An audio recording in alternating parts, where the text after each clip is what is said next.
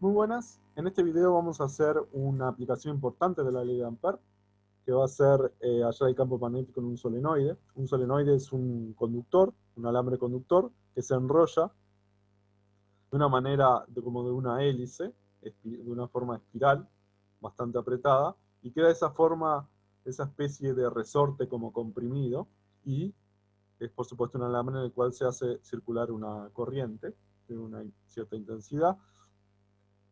Y vamos a ver entonces, supongo que lo habrán visto en algún dispositivo electrónico, se usa bastante, de hecho se usa como parte de, así como los capacitores y las resistencias son parte de un circuito, esta contiene ser un solenoide que tiene esta forma característica dibujada que vamos a ver ahora, es una componente también de un circuito, se llama inductancia, porque una inductancia, una forma característica de una inductancia es justamente un solenoide. Pero no vamos a entrar mucho en eso, simplemente les muestro aquí, esta es la forma de un solenoide, ahí sí, ahí bien la forma es tipo una especie de resorte, pero es en realidad un conductor que se le da esa forma, enrollando, perdón, el conductor, tiene como una sección circular y tiene un determinado largo, y se le hace circular una corriente, como dijimos, una intensidad de corriente, y le pusimos en este caso. Eso es en la parte de arriba de la pantalla. En la parte de abajo vemos que tenemos una sección de ese solenoide, como que estuviera cortado por la mitad, y vemos estos circulitos, perdón, estos circulitos de aquí, los circulitos de arriba que son corrientes salientes, como si al haberlo cortado se dan cuenta que esa parte es saliente, la parte de abajo es entrante, así va circulando la corriente, en el sentido que le fuimos dando en el dibujo de arriba, ¿verdad? Y uno puede cualitativamente darse cuenta, usando la ley de Ampère, que las líneas de campo magnético van a tener esta manera cualitativa. De hecho, parecen como un imán. ¿Vieron? Tienen como una parte, en la izquierda está como un sur magnético y en la derecha como un norte magnético. Saliente en la derecha, entrante en la izquierda. Y eso es porque, bueno, ustedes si se fijan en las líneas, la parte de arriba son salientes, ustedes hacen la ley de Ampère y les dan como un sentido antihorario de la corriente, y en la parte de abajo un sentido como horario, y eso hace que en el interior del solenoide se sumen esas dos contribuciones, en el exterior tienden a compensarse, por eso uno puede suponer que en un conductor, perdón, en un solenoide, bueno, sí, es un conductor de una forma especial el solenoide, un solenoide ideal, es decir, cuando el largo tiende a infinito, eh, uno puede hacer esa suposición de que el campo en el exterior es cero, porque la parte de arriba, digamos, compensa las partes de abajo. La parte en el campo aquí es compensado por la parte que está abajo, y la parte de aquí, de esta zona, es compensada por la parte de arriba cuando el solenoide es infinito y tiene que tener en cuenta todas esas contribuciones. Sin embargo, en el interior se suman esas contribuciones y uno tiene más o menos un campo uniforme adentro. ¿Está bien? Eso sería para un caso ideal. Este dibujo no es para el caso ideal, es un caso más real, por eso hay líneas de campo afuera y adentro. Pero en un caso ideal, eh, no, solamente es un campo uniforme en el interior.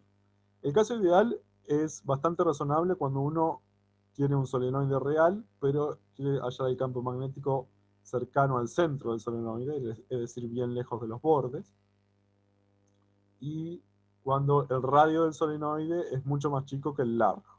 ¿Está bien? Ahí esta aproximación de que afuera el campo magnético es cero y adentro es uniforme es bastante válida. Bueno, entonces ahora vamos a ver cómo podemos aplicar la ley de Ampère para hallar de una manera más cuantitativa el campo magnético en el interior. Bueno, entonces para aplicar la ley de Ampère en ese solenoide, tenemos, aquí dibujamos como de una forma más ideal las secciones del conductor, como, o sea, la sección que hicimos del solenoide, la parte, los pusimos más juntitos porque es el caso más ideal para hallar el campo magnético que queremos hallar en el interior. Dijimos, vamos a suponer que en el exterior es 0. Y vamos a usar entonces, para hallarlo cuantitativamente, como dijimos, la ley de Ampère. La ley de Ampère, y que se acuerdan en el video de Rodrigo, que es que la circulación del campo magnético en una superficie cerrada es igual a mu0 por la intensidad total que cruza esa superficie. Hay que elegir convenientemente según cada problema. La ley de Ampère siempre vale, pero para ciertos problemas no sirve para hallar el campo magnético. Y esos problemas es cuando hay bastante simetría. Y como vimos que este es el caso, hay bastante simetría porque el campo, para un caso ideal interior, el campo magnético dijimos que es uniforme, afuera es 0. Entonces podemos aplicar con bastante simetría la ley de Ampère. Acá tenemos aparte podemos tomar, perdón, un circuito amperiano, como lo llamó Rodrigo. Lo podemos hacer de esta manera, ¿no? Tomamos una parte arbitraria, vamos a darle este sentido antihorario, de manera que la corriente saliente sea positiva. Fíjense, como explicó bien Rodrigo, uno tiene que elegir en el circuito no solamente el circuito en sí, las líneas del circuito o la trayectoria del circuito, sino también en qué sentido lo recorre, para saber cuál corriente total, en la corriente que va a cruzar, cuál va a ser la corriente positiva o negativa. En este caso, como decimos antihorario, según la regla de la mano derecha, nos va a decir que corrientes que salen de la pantalla van a ser positivas, corrientes que entran negativas. En este caso van a ser todas positivas porque me elegí ese circuito tal que atraviesa todas las, todas las corrientes que salen, o sea, van a ser positivas. Entonces, bueno, voy a aplicar la ley de Ampère a este circuito. De lados voy a llamar A, B, C y D. Tiene una, vamos a decir, una longitud h, una altura h'. Entonces, voy a descomponer, como este circuito es bastante sencillo, son los 4 lados del rectángulo. O sea, la integral en el circuito son los 4 lados del rectángulo, quiere decir la integral entre A y B, de B escalar de L, más la integral entre B y C, de B escalar de L, más la integral entre C y D, de B escalar de L, más la integral entre T y A, para sacar el circuito, entre B y D. ¿Bien? Bueno, fíjense que ahora podemos usar las suposiciones que hicimos en el caso cualitativo, que vimos cualitativamente. Primero que nada, que en el exterior dijimos que el campo magnético es 0. Es decir, lo voy a escribir acá. El campo magnético afuera es 0. Vamos a escribirlo sin módulo. Perdón, con el módulo nomás. El módulo es 0.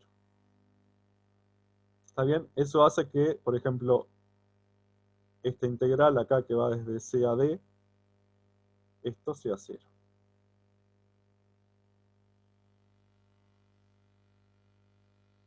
Esto igual a 0. ¿Por qué? Porque B es 0. No es la única que es 0. Fíjense que la integral que va, por ejemplo, de B a C, está la segunda integral, también es 0. ¿Por qué? Porque en esta parte, incluso en el interior, que el campo magnético dijimos que era uniforme, pero es horizontal el campo magnético, como habíamos visto en la parte cualitativa, ahí va hacia la derecha. Y el producto B por DL es el módulo de B por el módulo de L por el ángulo que forman, y el ángulo que forma es como es 90 grados porque es perpendicular, BC es perpendicular al horizontal, va a ser coseno de 90 grados 0, entonces esta integral va a ser 0. Estarán de acuerdo que esto es 0. ¿Y por qué? Y porque B por DL es 0. Esa es la parte interior. Por supuesto, en la parte exterior el campo ya es 0, o sea que en la otra parte de la integral va a ser 0. Lo mismo, la integral de D a A es perpendicular al campo, en la zona donde no es 0, en la zona donde es 0 es 0. Integral de 0 en integral finita de algo que es 0 es 0. O sea que esto es 0 también porque B es perpendicular a D. B o B escalar de L es 0. B escalar me refiero a B producto escalar de L. Y bueno, lo último que me queda entonces es la integral entre A y B, de B. Pero como dijimos que B era uniforme, podemos sacarlo para afuera y DL en este caso es paralelo a B, o sea que ese producto es coseno de 0, que es el coseno de B, coseno de L, coseno de 0, que es 1. Entonces es la integral entre A y B de DL. El B lo saqué para afuera porque dije que era constante, y esto es el segmento AB que vale H. Entonces esta integral es B por H. ¿Está bien? Acá vamos a poner, esto es lo que hallamos. Esto es B por H. Y ahora, discúlpenme que se me fue la... No sé qué le pasó, tanto dibujo. Pero vamos a continuar para ustedes, pues enseguida. Para mí fue un tiempito que me fui. Bueno, no tenemos el dibujo, pero habíamos llegado... Perdón. Habíamos llegado a la conclusión que la integral del circuito de B por DL era simplemente, para el circuito que teníamos, era B por H. Eso era lo único que hay que acordarse.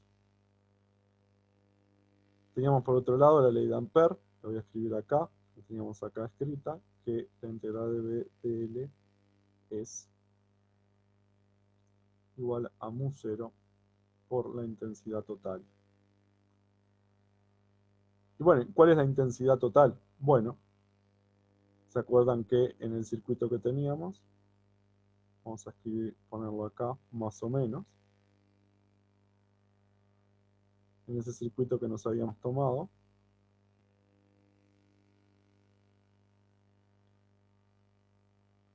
lados A, B, C, D. Bueno, la cantidad de corriente que cruza, aparte del circuito lo hice antihorario, de manera que habíamos dicho que corrientes salientes, como en este caso van a ser positivas. Bueno, y por cada una de esas secciones circula una intensidad I, eso lo dijimos en el primer dibujo. Entonces, la ley de Ampère me dice que B por H, que es esa circulación de B, va a tener que ser igual a mu 0 por la intensidad total, que va a ser, voy a llamarle N, la cantidad de... Acá son 4 en este dibujo, pero la cantidad N que yo haya elegido en mi circuito amperiano, por I. La intensidad I es recuerden que es la intensidad que pasa por uno de estos secciones del conductor, porque por el conductor pasa una intensidad I que está enrollado, ¿no? Bueno, entonces de aquí voy a escribir a propósito que B es mu 0 por N sobre H por la intensidad. Si ahora defino N, que es la densidad de espiras, la densidad longitudinal de espiras, o si quieren el número de espiras por unidad de longitud, puedo decir que B es mu 0 por N por I. Vieron que es independiente del radio del cilindro, del largo del cilindro, es un campo uniforme. Habíamos supuesto ya, para hallar esto, que el campo es uniforme por un razonamiento cualitativo que hicimos al principio, y que afuera habíamos dicho que era 0. Acá, si quieren, para no confundir, acá tenemos las partes, la otra parte del solenoide. Así habíamos hecho el circuito, ¿se acuerdan? Esto no va a importar para la ley de Ampere, porque justamente la ley de Ampere lo que importa solamente en el circuito que yo elija es la corriente que cruce. La corriente que cruza es esta que dibujé acá. Esto es simplemente para mostrar cuál es el solenoide y cómo el campo magnético va a apuntar en esta dirección entrando, a la derecha. Acá afuera es 0. Y acá afuera también será 0. Bien. Bueno, y adentro el módulo es hacia la derecha. Eso hay que verlo con la regla de la mano derecha, para que direccionen un solenoide ideal genérico. Hay que verlo con la regla de mano derecha según para dónde vaya la corriente. Y el módulo es ese. Mu0 por la densidad de espiras, la densidad longitudinal de espiras por la intensidad que circula por el solenoide. Solamente un comentario. Bueno, los solenoides entonces dijimos que producen los solenoides ideales en el sentido de que son infinitamente largos. Es una buena aproximación para un solenoide real si uno está lejos de los bordes, está cerca del centro, y si el radio es mucho menor que la longitud, dijimos. Y esto se usa muchas veces para hacer campos magnéticos uniformes. Y uniformes y de un valor conocido. Si yo conozco la intensidad y el número de espiras por unidad de longitud, conozco cuánto vale el campo magnético. De una manera similar a la de un condensador de placas paralelas, uno es lo que usa para hacer un campo eléctrico, uniforme. Esta es el equivalente para usar un campo magnético uniforme. O sea, en esos problemas donde vieron que dijimos que no sabíamos de dónde venía, pero había un campo magnético uniforme. Bueno, esta es una forma de hacer un campo magnético uniforme. Dentro de un solenoide, cerca del centro, lejos de los bordes, y si el radio es mucho más chico que el largo. Último comentario. A veces vieron que uno pone una barra de hierro, vamos a dibujarlo así, y pone el solenoide como que entra en la barra de hierro. ¿Eso por qué? Porque la barra de hierro, no lo vimos, pero la barra de hierro se comporta así como en un dieléctrico, en un capacitor, ¿se acuerdan? Si la constante dieléctrica era mayor que 1, hacía que la permitividad eléctrica aumentara y la capacitancia aumentara. En un material ferromagnético, por ejemplo el hierro, un material ferromagnético, uno tiene una permeabilidad magnética mu mayor que la permeabilidad magnética del vacío, y eso hace que en este caso el campo sea mu por n por i. ¿Y por qué es importante en este caso? Porque en los materiales ferromagnéticos mu puede ser varios órdenes de magnitud mayor que mu0. Miles de veces puede llegar a ser. Entonces puedo generar un campo magnético miles de veces mayor, así poniéndole un material ferromagnético en el medio, en el medio del solenoide, en vez de solamente aire. Así como en un capacitor, ¿se acuerdan que uno podía llenar, en vez de poner aire, poner un material dieléctrico, aumentaba la capacitancia? En este caso uno puede aumentar la permeabilidad magnética, poniendo